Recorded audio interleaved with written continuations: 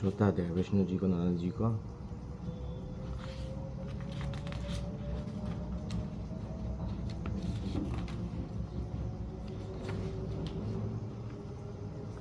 विष्णु जी को नारद जी का जवाब। ऋषियों ने पूछा, है महाविद्वान जी, जब शिव के गण अपनी इच्छा से चले गए तब शिव काम से वे विहल नारद मुनि ने क्या किया? सूत जी बोले, शिव जी की इच्छा से मोहित मुनि ने उन दोनों को यथोचित शाप देकर जब वन में जाकर अपना मुख देखा तो बंदर किसी अपनी मुखाकृता को देख उन्हें विष्णु जी को बड़ा क्रोध आया और सोचा कि ये तो उन्होंने मेरे साथ छल किया है।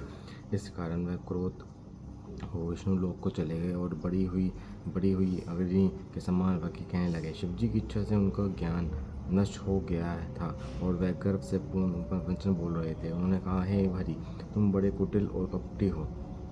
अपनी माया से संसार को मोहित कर मायामी और मिलन चित्त वाले हो। तुम किसी के उत्साह को सहन नहीं कर सकते। तुमने पहले मोहिनी रूप धारण कर कपट किया और असुरों को अमृत न पिलाकर उन्हें मंदिरा पिलाई। यदि महादेव जी ने दया कर विष न पान कर लिया होता तो तुम सब बहानेबाजी की सारी माया ही नष्ट हो चुकी होती है। विष्णु, तुमको कपटी चाल बड़ी प्यारी है, तुम्हारा स्वभाव अच्छा नहीं है। इसी से तो परमात्मा शिव जी ने ब्राह्मण को सबसे ऊपर कहा है। आजकल वह महादेव जी तुम्हारी चालबाजी पर पछताते हैं। इसलिए हे हरि, ये जानकर आज मैं उन्हें शिव जी के बल पर शिक्षा देता हूँ, जिससे तुम फिर कहीं पर ऐसा कर्म न करो। शिक्षा देता हूँ क्योंकि तुम बड़े निशंक हो, कारण कि कभी बैग वालों से तुम्हारा पाला नहीं पड़ा है। विष्णु, अब तुम अपने इस किए हुए कर्म का फल पाओगे।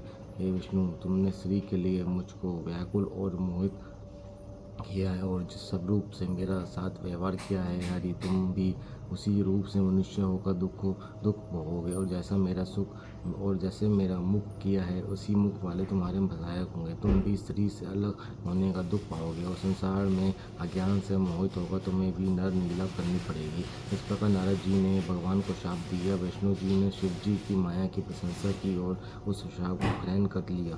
फिर महादेव जी ने विषमोहक अपनी उस माया को खींच लिया जिससे नारद जी मोहित हुए थे।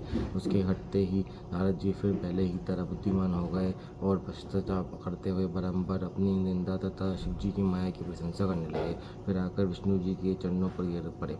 भगवान ने उठकर उन्हें अपने आसन पर बिठा लिया। नारद जी ने क्षमा की प्रार्थना की तो विष्णु जी ने समझा कर कहा कि हे नारद, खेद मत करो, तुम मेरे श्रेष्ठ भक्त हो, इससे संदेह नहीं। तुमको नरक नहीं होगा क्योंकि तुमने मत से मोहित होकर शिव जी का वाक्य नहीं माना था। तुम उनके और हमारे भी बड़े भक्त हो, इससे शिव जी तुम्हारा कल्याण करेंगे और ये तो तुम्हारे गर्भनाश के लिए ही उन्होंने ऐसा माया की थी। भगवान शंकर के हरण करता है। मैं वह परमात्मा सच्चिदानंद स्वरूप निर्गुण और नमस्कार है। साथ ही वह संत रज तम तीनों गुणों से परे निर्गुण और सगुण भी है। उन्होंने ही मुझको जगत का पालक, विधाता को सृष्टा और रुद्र को सबको सहायता किया है। नारद, अब तुम्हारे लिए यही सुगत है कि तुम अपने सम शिक्षा छोड़कर शिव जी के श्रेष्ठ यश का गान करो और अनियमति होकर सर्वदा शिव जी के सतनाम स्तोत्र का जप किया करो। इसको जपने से शीघ्र ही तुम्हारे सब पाप नष्ट हो जाएंगे।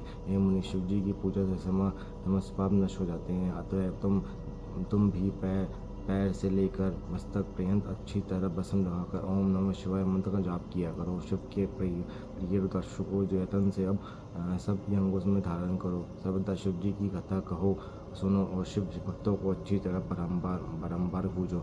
निरालय हो सर्वदा शिव जी की शरण में रहो। शिव जी के स्वच्छ चरणों को हृदय में धारण करो और शिव के प्रिय आनंद वनों में जाओ। वहाँ वेदेश्वर को देखकर भक्ति से उनका भोजन करो तथा उनकी विशेष स्तुति और प्रणाम कर बंधन रहित हो जाओ। हे मुनि, इसके पश्चात आप चाहें जहाँ गमन करना, मेरे इंस्ट्रक्शन से ब्राह्मण लोक में जाना और वहाँ पर अपने पिता ब्राह्मण की स्तुति और नमस्कार करना तथा उनसे भी शिव जी का महत्व पूछना। वह तुम्हें शिव जी के 100 नामों का स्तोत्र सुनावेंगे। हे मुनि, आज से तुम शिव हो जाओगे, शिव जी तुम्हारा कल्याण करेंगे। ऐसा कहकर शिव जी की स्तुति करते हुए उनका स्मरण और नमस्कार कर वह भी लुप्त हो गए। अतिशय शिव महापुराण तृतीय रुद्र सहित का चौथा अध्याय समाप्त।